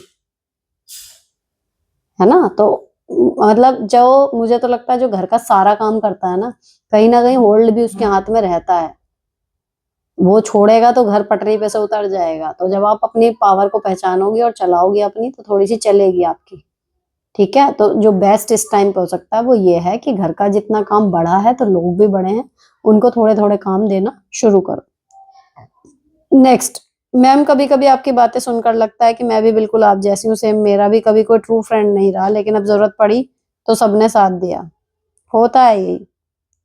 नेक्स्ट, थैंक यू दी, लो लाइंग प्लेसेंटा एक्सरीटा है, 7 मंथ चल रहा है, पहले बच्चे भी सिजेरियन हुए हैं, डॉक्टर ने बोला ब्लीडिंग नहीं रुकी तो उनको यूट्रस रिमूव करना पड़ेगा, एज 30 है, प्लीज रिप्लाई करना। देखो ये मेडिकल प्रॉब्लम है और इसमें मुझे लगता है डॉक्टर ही सही बंदा है जो बता सकता है आपको, तो मैं तो यही सलाह दूंगी कि डॉक्टर जो भी कह रहा है उसकी सलाह मान लो, और अगर आपको लग रहा है कि बिल्कुल ही बेकार की बात कर रहा है तो बजाय एक पे अंधविश्वास करने के आप और 2-3 अच्छे डॉक्टर्स के कंसल्ट कर सकते हो, लेकिन अगर सब लोग सेम बात करते हैं, है ना, तो फिर डॉक्टर ही इसमें सलाह दे सकता है, इसमें मैं कोई नहीं होती, मैं आपको बताऊं कि क्या करना चाहिए, है ना, बॉडी के अंदर क्या चल रहा है वी डोंट नो।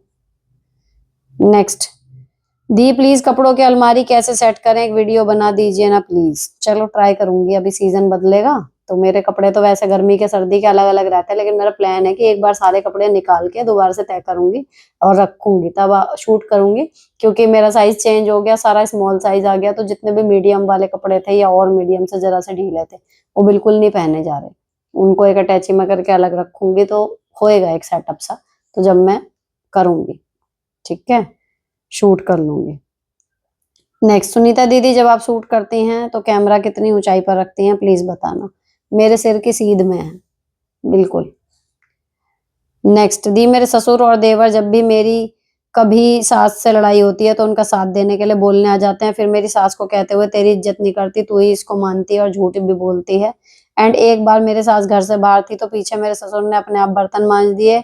मैं सो रही थी, जब मेरी सास आई तो कहते हैं मुझसे बर्तन धुलवाती है, कपड़े भी धोने को कहती है, जबकि मैंने कभी उनसे ऐसा नहीं कहा। मैं क्या करूं दी, मेरी सास भी मेरी कोई बात नहीं सुनती, कहती है डैडी सीख रहे हैं, तू है ही ऐसी, और फिर रहती हैं निकल जा हमारे घर से। मैं क्या करूं? देखो जी, निकल जा मेरे घर से वाला तो इलाज ठीक है कि शादी करके आई हूँ, मेरा इस घर पर पूरा पूरा हक है, कानूनन इमोशनल हर तरीके से। तो किसी के कहने भर से कि निकल जा इस घर से, तो ऐसे कोई निकलता नहीं कि मैं बहू हूँ, पहली चीज। ठीक है, तो वो तो है नहीं। और दूसरी चीज ये है, जब ये पति पत्नी कहना चिड़िया चिरोटे की तरह आपस में ही एक दूसरे से झूठी सच्ची लगा लगा के फिर दूसरा आ रहा है चोंच मारने, भाई मेरे को तो लगता है इरिटेटिंग लगता है। दोनों की बैंड बजाऊं या फिर लगता है कि दोनों को छोड़ दूं उनके हाल पे। कहे मैं कि हाँ ये मेरे से ये भी धुलवाती है, ये मेरे से कपड़े धोने को भी कहती है, आप कुछ नहीं कह रही है। वो कह रही है हाँ तू तो है ही ऐसी। कहता है मैं ऐसी हूँ तो तुम्हारे पति इतने सीधे हैं, तुमने क्यों ना धुलवा लिया पूरे जीवन इनसे बर्तन। कि मैं तो यार सो रही थी, अब कोई बर्तन मांजे या ऊपर झाड़ू लगाए या मकान का कमरा चिनवा दे, मैं नहीं जा रही देखने के लिए। अब तुम्हें विश्वास करना करो, नहीं करना नहीं करो। सारी जिंदगी इन्होंने करा होगा आपके सामने, तो आपको यकीन आ रहा होगा कि ऐसा ये कर सकते हैं। नहीं तो मैंने तो कहा नहीं, मानना मानो, नहीं मानना मत मानो। रही बात निकलने की, ऐसे नहीं होता कि निकल जा हमारे घर से और हम निकल जाएंगे। मैं वही गांव से हूँ, एचएम उधर स्कूल से परेशान, इधर देवरानी जेठानी से। पति बिल्कुल पुराने टाइप के हैं, दोनों बेटियां। पति मेरी नौकरी लगने के बाद अपने हक के बदली हूँ, बहुत ज्यादा गंदी गाली देने लगते हैं। बच्चों के सामने सारी जिम्मेदारी निभाते हैं, काम धंधा भी ठीक नहीं है तो वापस नॉर्मल हो जाती हूँ। 3 भाई हैं लेकिन सारी जिम्मेदारी इन्हीं पर है। लेकिन हम गाली क्यों सुने, क्या करना चाहिए? जो अभी मैंने गाली वाले पे बताया था, हर बार बोलो कि गाली दे के बात करोगे मैं सुनूंगी नहीं, जो भी काम कह रहे होगे नहीं करूंगी। उनका काम करना बंद कर सकती हो, सिंपल है। अगर मुझसे गाली दे के बात करोगे, मैं ना तुम्हारे कपड़े धो रही ना तुम्हारा खाना बना रही। तमीज से बात करो। जब ये आदमी ऐसे बोलेगा ना कि जब तमीज से बात करो मुझसे, तो ऐसा नहीं है कि उन्हें सुनाई नहीं आएगी। एक बार हल्के में लेंगे, 2 बार हल्के में लेंगे, लेकिन जब आप 10 बार बोलोगे ना मेरे से तमीज से बात करो। वो गाली दे रहे हैं माँ की बहन की, आप बोलो मेरे से तमीज से बात करो। गाली दोगे मैं नहीं करूंगी कोई काम। नौकरी पे हो, धमकी दे दो कि मैं अपना कर लूंगी, फिर बिल्कुल आपसे एक घर में रहते हुए भी अलग हो जाऊंगी। कुछ धमकियां दे दो इस तरीके की पहले, लेकिन सिंपल कि अगर मेरे से गाली दे के बात करोगे मैं आपका काम नहीं करूंगी। इतना तो सबसे आसान है, लेकिन जब हर बार टोकोगे ना छोड़ेंगे। नेक्स्ट, मैं कानों में ईयरफोन लगाकर आपकी वीडियो चलाती हूँ, घर का सारा काम कर लेती हूँ, कपड़े से लेकर झाड़ू पोछा बर्तन, पर आपकी वीडियो में ऐड बहुत ज्यादा आते हैं। कम से कम एक वीडियो में 10 से 15 तक। बहुत डिस्टर्ब होता है, बार बार जाकर फोन एक जगह पर रखती हूँ और स्किप करने में। देखो उन ऐड से ही मेरी इनकम होती है, और वो ऐड मैं नहीं लगाती कि कितने और कहाँ लगाने हैं, वो यूट्यूब ऑटोमेटिकली लगाता है। तो आप ये सोच के चल लिया करो कि वो ऐड अगर आप पूरे देखते हो या देख लेते हो तो आपकी तरफ से वो मेरे लिए गिफ्ट हो जाएगा, क्योंकि जो रेवेन्यू जनरेट होता है वो ऐड से ही होता है। तो जितने ऐड आ रहे हैं उनसे ही वो पैसे बनते हैं, तो अगर आप स्किप कर देते हो वो पैसे उतने कट जाते हैं। तो अगर आप उन एड्स को भी देख लेते हो या फिर चलने देते हो या फिर ऐड आते हैं, तो ये मान के चले करो कि ये हमारे तरफ से सुनीता दीदी के लिए पैसे जमा हो रहे हैं, तो वो रेवेन्यू जनरेट होता है। लेकिन मोनेटाइज है चैनल तो ऐड तो आएंगे, है ना। तो अब ये लंबी वीडियो है तो मे भी ज्यादा आते हो, लेकिन उसमें यही है कि उसमें मैं नहीं लगाती कि कहाँ पे और कितने लगाने हैं, वो ऑटोमेटिक यूट्यूब ही लगाता है। नेक्स्ट, हेलो दी, मैं बहुत ज्यादा परेशान हूँ ना, हस्बैंड साथ देते हैं, सास तो होती ही नहीं अच्छी, हस्बैंड वैसे तो ठीक है लेकिन छोटी सी बात पर मुंह फुला लेते हैं, हर बार मुझे मनाना पड़ता है, क्या करूं, मेंटली डिस्टर्ब हूँ। जो हर बात पर रूठे ना उसे एक बार मनाना बंद कर दो। थोड़ा लगेगा खुद को भी उन्हें भी, लेकिन जो हर बात पे उठ के बैठ जाए ना उसको मनाना ही नहीं चाहिए। वो बच्चों वाली होती है कि उसको चाहिए अटेंशन सीकर है। आप एक बार के टेंट्रम को देख के उसकी चीज दिलवा दोगे वो फिर करेगा। आप मनाना बंद कर दोगे वो रूठना बंद कर देंगे, सिंपल हिसाब है। नेक्स्ट, अगेन आप अपने मोबाइल के कैमरे से कितनी दूरी पर है, कितना नीचे बैठी हैं? मैं सोफे पर बैठी हूँ, ये यहाँ रखा हुआ है। आई मैं दिखा दूं क्या पता टाइप करके, अक्सर मैं दिखाती तो हूँ कई बार ब्लॉग में। मतलब मेरी सीध में रखा हुआ है, और आपका जब कैमरा ऑन होगा आपको पता लग जाएगा कि आपको कितना दिखना है। पूरा दिखना है, उस हिसाब से ट्राइपॉड को आगे पीछे कर लो। नेक्स्ट, हेलो दीदी, आप जितनी बातें बताते हो मेरे घर में काम चोरी कहलाता है। मेरी सास और ससुर पति बोलते हैं सब इंटरनेट की बात यहाँ मत करो, अपने बाप के यहाँ जाकर करो। मैं कितना भी कर दूं उनको कम लगता है, पति को अपने माँ ही सही लगती है। मुझे समझ नहीं आता कि अब क्या तरीका अपनाऊं, मुझे वो लव प्यार और रिस्पेक्ट मिले इस घर में, प्लीज कुछ गाइड कीजिए। देखो, लव प्यार और रिस्पेक्ट मांगने से नहीं मिलती, सेल्फ रिस्पेक्ट बचाने से बच जाएगी। ठीक है, तो जस्ट बी योर सेल्फ। अगर किसी को उस आपके ट्रू सेल्फ को देखकर आपको प्यार सम्मान देना है, दे दे, नहीं देना नहीं दे। हम चिढ़ते कब है? जब हम किसी का प्यार सम्मान पाने के लिए एफर्ट डाल रहे हैं एक्स्ट्रा, और मिल रहा नहीं हमें, तो हम एफर्ट अपने हमें दिखते खराब हो गए। अब मान लो मैं जैसी हूँ, या एक मोटा सा उदाहरण लो, हम सुबह 6 बजे उठने के आदी हैं, या हमें लगातार काम करने की आदत है, या मेरे को सिलाई करना अच्छा लगता है, कुछ है, एंड मैं कर रही हूँ। अब वो किसी को पसंद आ रहा है, वो तारीफ कर रहा है, ठीक है। अगर उसने नहीं भी करी तो मैं तो अपने लिए कर रही थी ना। तो आप जब अपने घर में काम करती हैं, कुछ करती हैं, आप ये मान के जब तक चलेंगी कि आपको जितना अच्छा लगता है, भाई हमें औरतों को रहता है ना, घर गंदा नहीं लगना चाहिए, हमें खुद को नहीं ये पसंद है। कपड़े हैं फैले हुए हैं, चलो संगवा के रख देते हैं, गंदे हैं धो के डाल देते हैं, जाला लग रहा है हटा देते हैं। ये हम किसी और के लिए नहीं कर रहे, ईमानदारी से बताओ, अपने लिए करते हैं ना, हमें चैन नहीं पड़ रही। ठीक है, तो जब तक आप उतना काम करोगी ना जितना आपको असल में अपने लिए ही सही है, कि मैं नहीं रह सकती ऐसे में, तो आपको ये नहीं लगेगा कि यार ये बदले में मुझे प्यार बोल दिए। ठीक है, अब ये आप हो घर में सबके लिए खाना बना रहे हो, ये वो आपका नेचर होगा, हो जाती है एक आदत, तो आप कर रहे हो, ठीक है। अब जब आप रिस्पॉन्ड कम से कम करोगे, और ये कि इंटरनेट की बातें ये वो, अब इंटरनेट की वहां पे सुना क्यों रहे हो कि मैंने फोन में ही देखा था? मेरी वीडियो है, मान लो आपकी माइंडसेट आपको काम डाउन रखने में वो मदद कर रही है कि हम अपने काम में मस्त रहें, अपने ऊपर काम करें, अपने ट्रू बेस्ट सेल्फ को पाने के लिए कोशिश करें, हम में जो टैलेंट है हम उसके ऊपर काम करें। तो ये चीजें तो आपको सॉर्टेड बनाएंगी, और आपका घर ऑटोमेटिकली खुश रहेगा कि भाई ये तो अपने में मस्त रहती है, ना किसी से चिल्लपों करती, ना कुछ करती, काम अपना सब ढंग से निपटा के और अपना तरीके से रहती है। तो आप किसी के, मैंने देखा है, चाहे बॉयफ्रेंड गर्लफ्रेंड हो, चाहे सास ससुर हो या पति हो, किसी के अटेंशन के पीछे जितना भागोगे, किसी से जितना प्यार और रिस्पेक्ट पाने की कोशिश करोगे, उतनी नहीं मिलती। और जितना आप अपने आप में मस्त रहना सीख जाते हो, अपने ऊपर काम करते हो, काम डाउन रहते हो, उतना आपको ये चीजें अनायास ही मिल जाती हैं बिना प्रयास के। जब आप लीस्ट एक्सपेक्ट कर रहे होते हो कि कोई आपकी तारीफ करेगा या कोई आपको इज्जत देगा, वहां से आपको इज्जत मिलती है।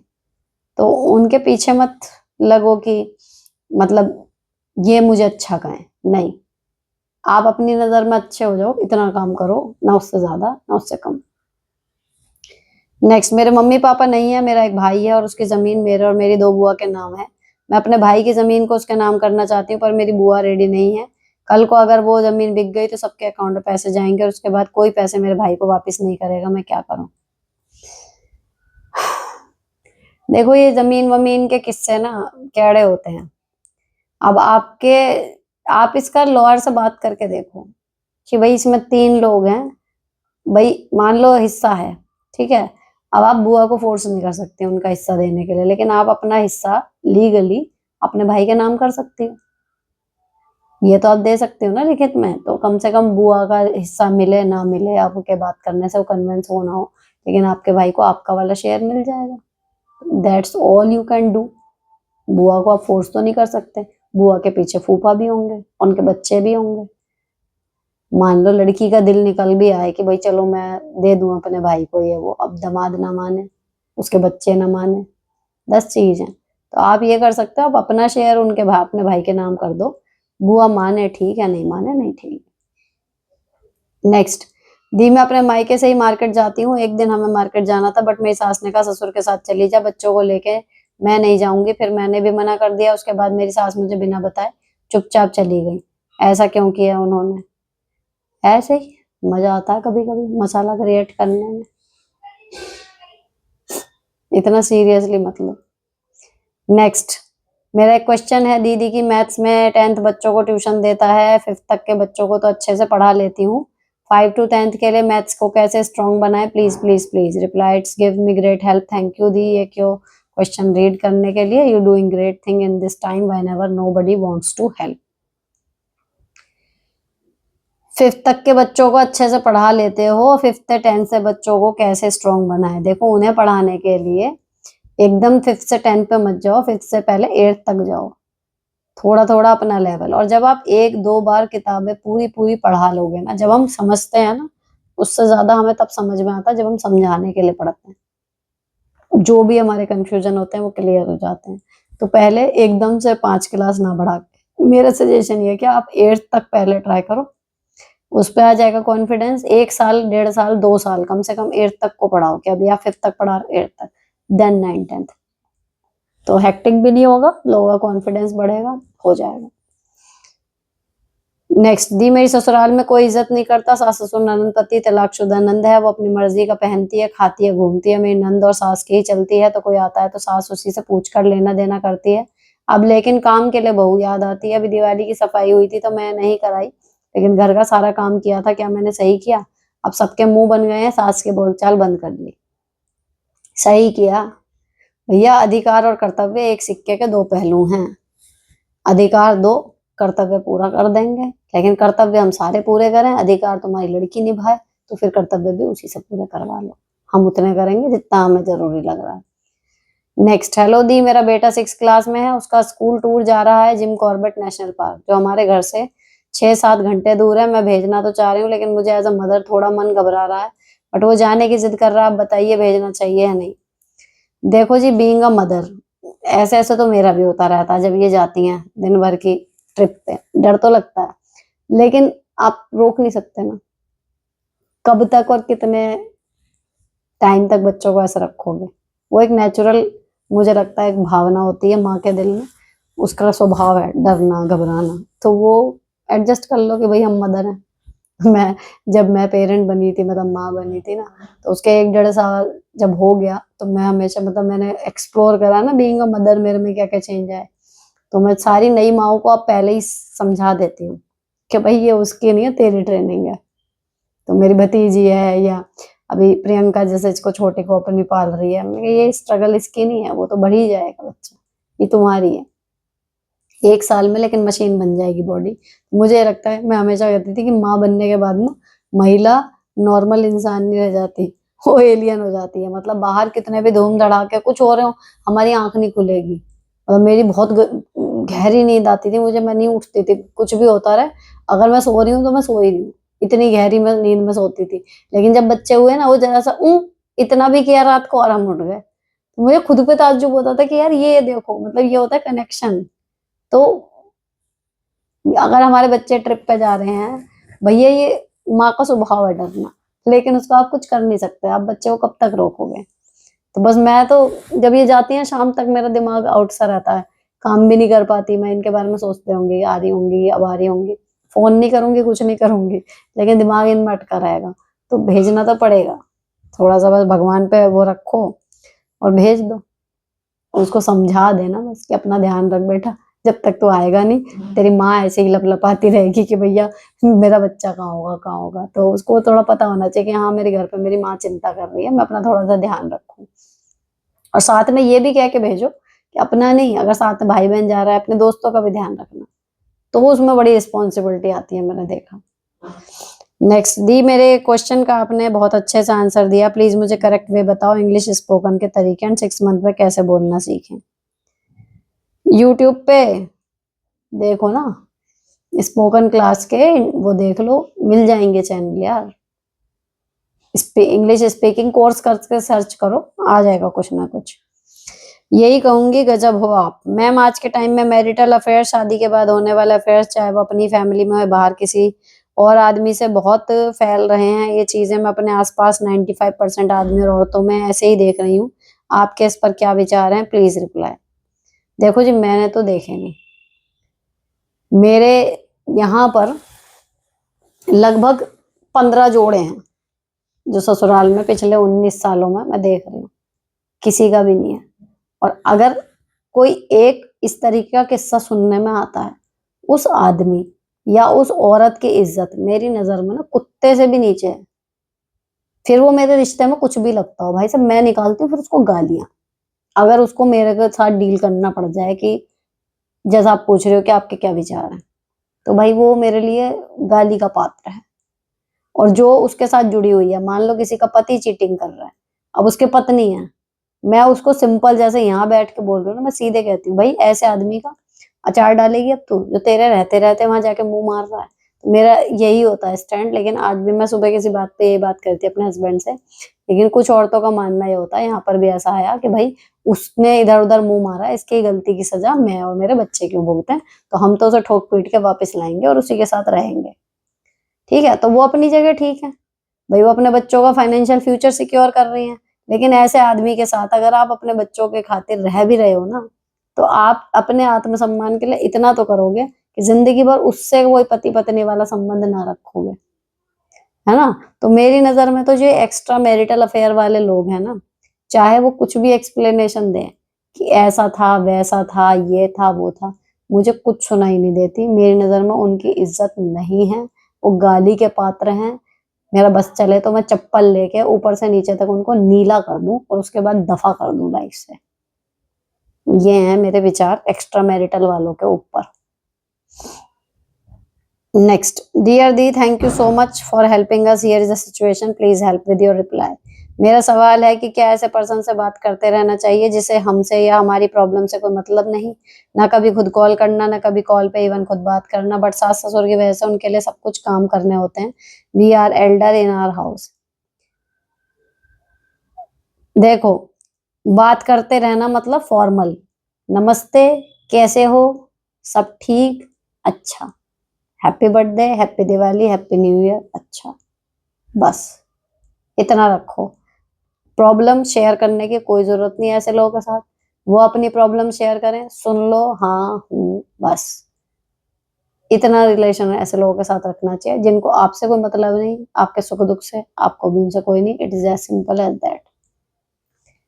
नेक्स्ट, दी यूट्यूब बनाने के लिए वीडियोस क्या लाइट की जरूरत होती है, तो कौन सी लाइट अच्छी रहेगी जिससे वीडियो क्वालिटी अच्छी आए। देखो, मैंने तो ले रखी है अमेजोन से। देखो, ये वाली ले रखी है मैंने। ये जो इसका डंडा है ना नीचे तक ट्राइपॉड का, ये पूरा 9 फीट या शायद 11 फीट तक था, बहुत ऊपर तक वहां तक जाएगा। ठीक है, और इसमें 3 मोड है, रिमोट वगैरह भी है। ये 4,500 या 5,000 की थी अमेजोन से। इस वाली का ये है मेन कि जैसे पहले मैं वीडियो बनाती थी ना, तो अगर दिन छिप गया, जैसे अभी रात हो रही है, तो वो वीडियो कितना भी कैमरा कुछ कर लो एक दो बिना लाइट के, जो आपके फोन के कैमरे की एक्चुअल क्षमता है ना, वो उस हिसाब की फोटो नहीं खींच पाता, इसलिए लाइट्स की जरूरत पड़ती है। लेकिन ऐसा नहीं है कि बिना लाइट के आप काम नहीं कर पाओगे।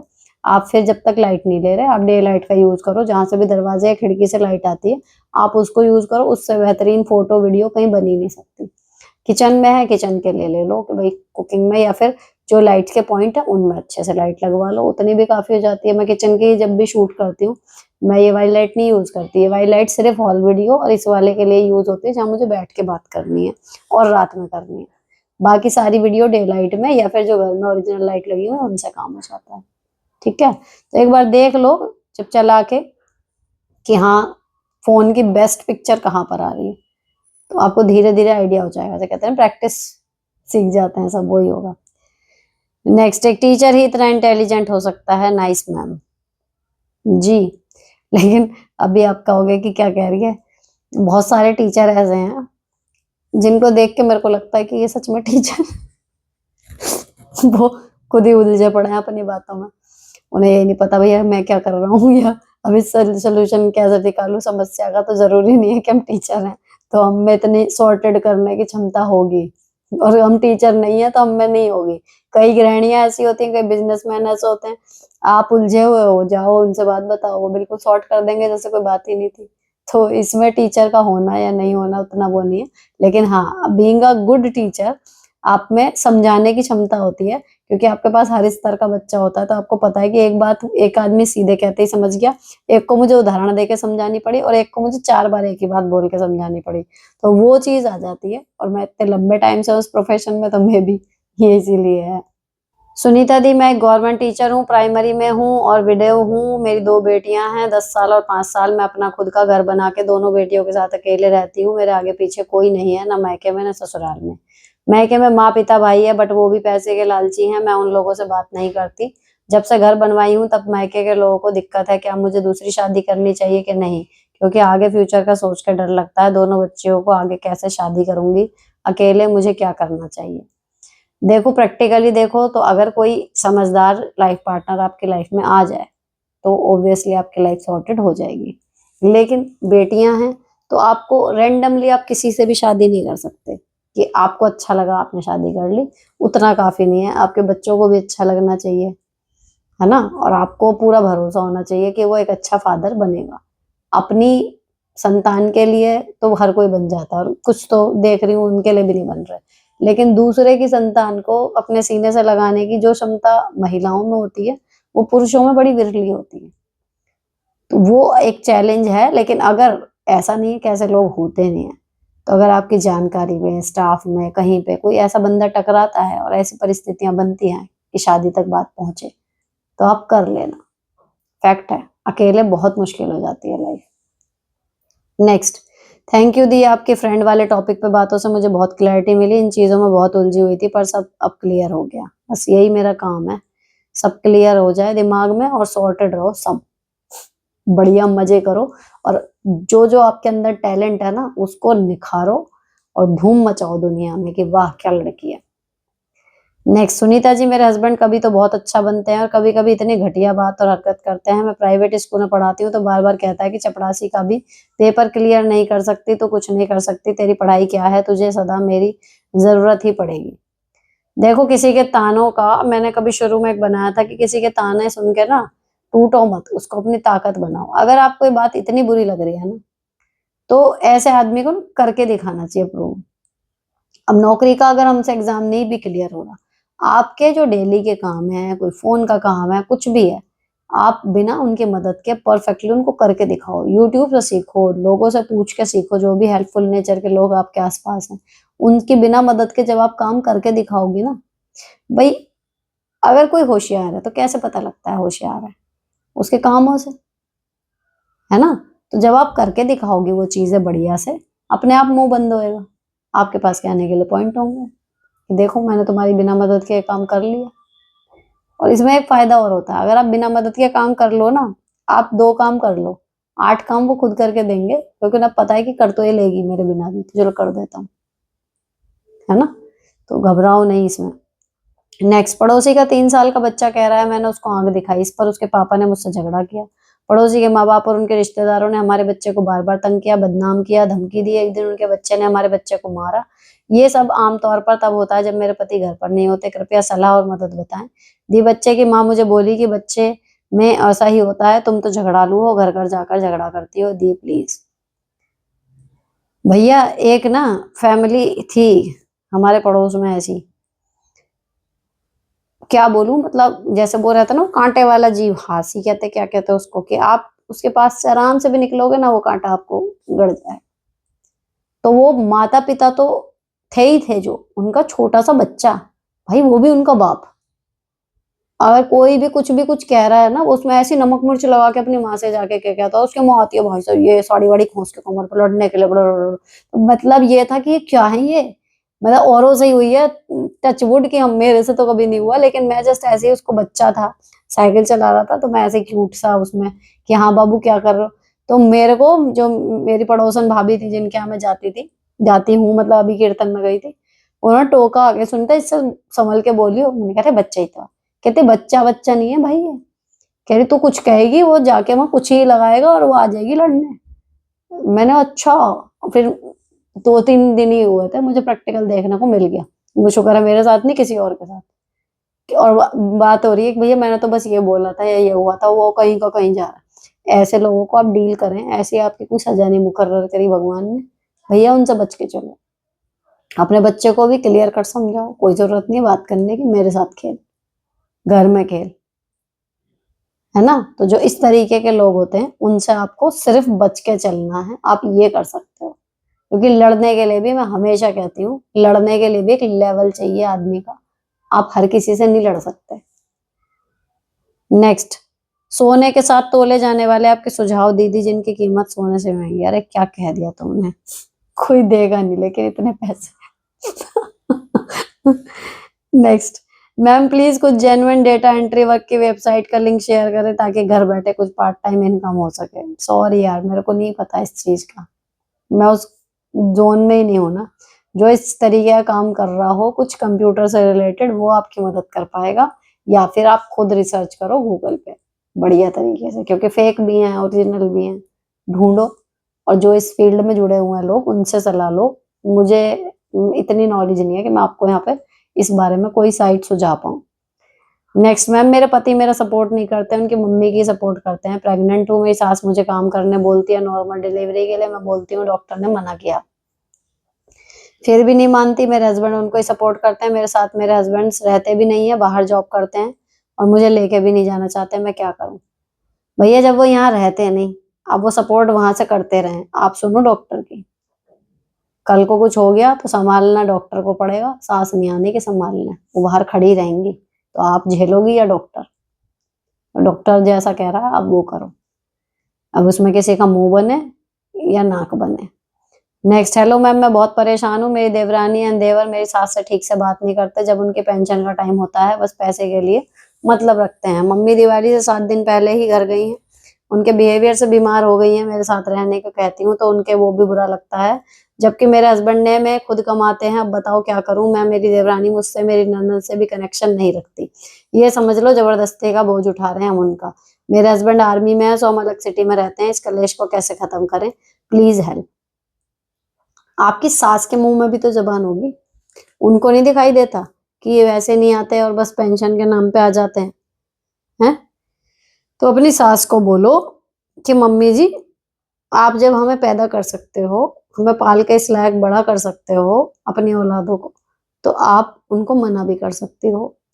यहाँ पे बोलने का अधिकार आपकी सास को है, और अगर वो नहीं बोलती, वो मूक बनी बैठी हैं, तो ये उनका डिसीजन है, उसमें आप उनके लिए बेफालतू का बुरा फील मत करो। ये बड़े लोगों का एक वो रहता है, इमोशनल टेंट्रम। खुद जो बात कर सकते हो करो ना यार, उसके लिए तुम्हें दूसरा आदमी क्यों चाहिए लड़ने के लिए? बेफालतू में तुम्हारे बच्चों के बीच में झगड़े हो रहे हैं, पैसे तुम फिर पकड़ा दोगी। मत पड़ो इस बीच में, मेरी सलाह तो यही है, सॉर्टेड रहो। नेक्स्ट मैम, मेरे हस्बैंड अपनी फैमिली के लिए कोई भी चीज इतने करने को रेडी रहते हैं कि मेरे और मेरे बेबी को उनको केयर ही नहीं है, तबीयत खराब भी हो तो भी नहीं समझते, मैं क्या करूं? जब तक उन्हें समझ में नहीं आ रहा भैया, अपना और अपने बेबी का ध्यान खुद रखो, और जब कभी मौका पड़े तब बात मारना कि ये उस टाइम मैं खुद गई थी, तुम्हें नहीं था होश, लेकिन ध्यान खुद रखो इतने। नेक्स्ट, आप अपने बालों में कौन सी मेहंदी या shampoo, conditioner and oil use करती हैं? मैं पेंटीन का शैम्पू और डव का कंडीशनर या डव का शैम्पू भी कई बार वो यूज करती हूँ। मेहंदी वगैरह कुछ नहीं लगाती, टाइम ही नहीं होता, ना मन करता लगाने का। नेक्स्ट मैम, आपसे एक रिक्वेस्ट है, मेरे पापा ऑलमोस्ट 4 मंथ्स के बीमार हैं, कई बार काफी सीरियस कंडीशन में जा चुके हैं। आपके इतने सारे सब्सक्राइबर हैं, प्लीज रिक्वेस्ट करें सबसे कि मेरे पापा के लिए प्रे करें कि वो जल्दी से ठीक हो जाएं। सबकी एक प्रे भी मेरे पापा के लिए बहुत सारी प्रेयर्स के बराबर है। Please, I love him a lot, I can not see him in the pain he is in, please help. ये कमेंट इनका लिव लाइफ इजी पे भी आया था, अब भी आया है, तो जितने भी लोग देख रहे हैं, मेरा विनम्र निवेदन है कि वो इनके पिताजी के नाम पे एक बार प्रार्थना करें अपनी पूजा में कि उनके पिताजी जल्दी ठीक हो जाएं, क्योंकि दुआओं में असर होता है। ये मैंने अपने भाई के टाइम पे या अपनी तबीयत में प्रत्यक्ष महसूस किया है। जब आप लोग मेरे लिए प्रेयर करते हैं कि वो ठीक हो जाएं या आप जल्दी ठीक हो जाएं, मैं हुई हूँ, जब मुझे खुद उम्मीद नहीं थी कि मैं इतनी जल्दी ठीक हो जाऊंगी। तो इनके पिताजी के लिए भी सब लोग प्रेयर करना, ताकि ये भी अपना सॉर्टेड हो जाए, एक तरफ हो जाए इनका भी दिमाग, ठीक है? तो यहाँ पर एपिसोड 143 के सारे क्वेश्चंस के जवाब दे दिए हैं मैंने। 43 है या 44 है, मैं भी काउंटिंग में गलती हो रही हो। आई होप आपको अच्छे लगे होंगे। अगर अच्छे लगे हैं तो चैनल को सब्सक्राइब करना मत भूलना, वीडियो को हाइप करना मत भूलना, और ऐसा कोई क्वेश्चन या कमेंट आपका या आपके किसी जानने वाले का हो तो कमेंट करने में बिल्कुल भी मत हिचकिचाना, है ना? तो यहाँ पर ये एपिसोड खत्म होता है। मिलती हूँ आपसे नेक्स्ट एपिसोड में। Till then bye bye, stay beautiful and sorted always.